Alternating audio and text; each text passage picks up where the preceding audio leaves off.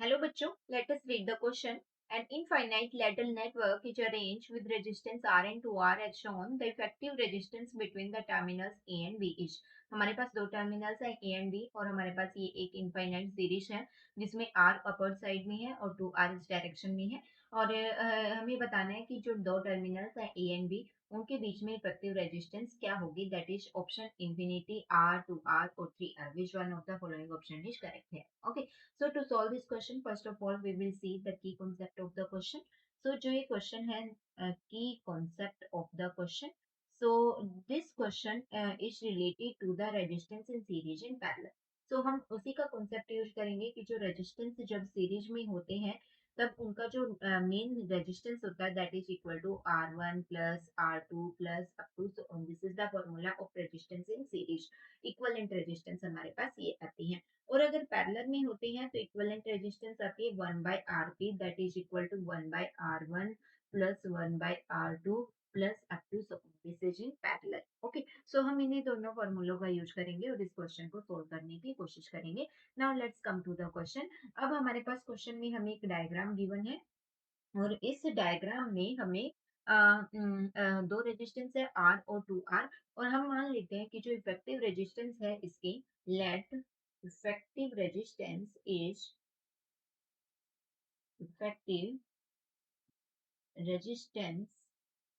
Is equal to R dash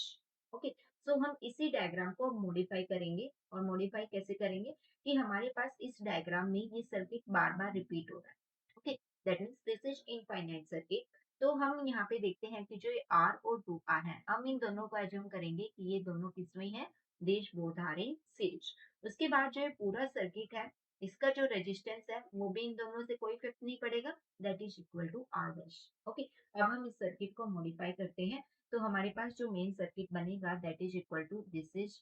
are this is A point and this is B point again is this now this is 2R और जो हमारे पास इसके बाद का figure था total हमने उसको लेट कर लिया कि जो ये टोटल है this is in parallel to this okay 2R this is in parallel to 2R this is R dash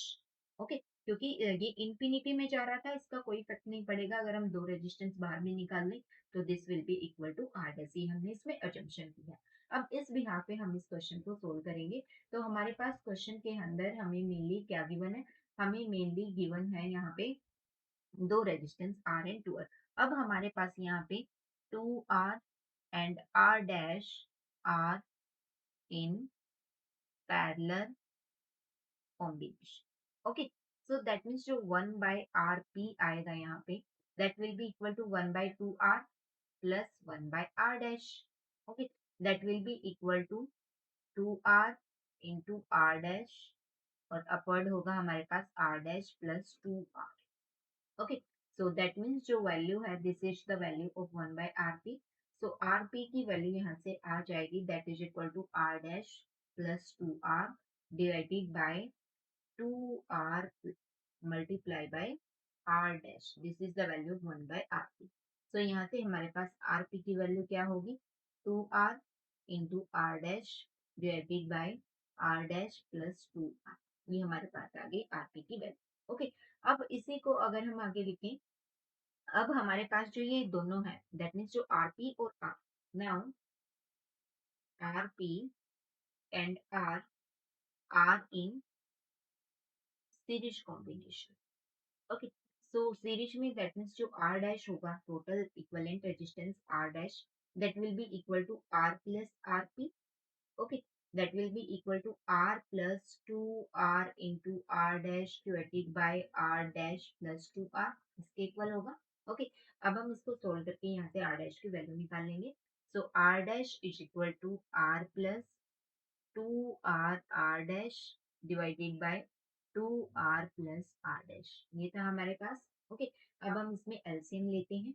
और एलसीएम लेने के बाद हम मल्टीप्लाई करते हैं R dash 2R plus R dash इसको हम राइट साइड ले आए this is equal to 2R square plus R R dash this is equal to 2R R dash plus 2R R dash okay, तो ये है हमारे पास। उसके बाद हम इसको अंदर मल्टीप्लाई करेंगे तो क्या होगा, 2r r dash plus r dash square, this is equal to 2r square plus r r dash plus 2r dash, ये होगा हमारे पास। ओके, सो हमारे पास क्या आ गया अब यहाँ से, 2r dash 2r dash, both are cancel, r dash हमारे पास एक बचता है केवल, तो r dash square minus r dash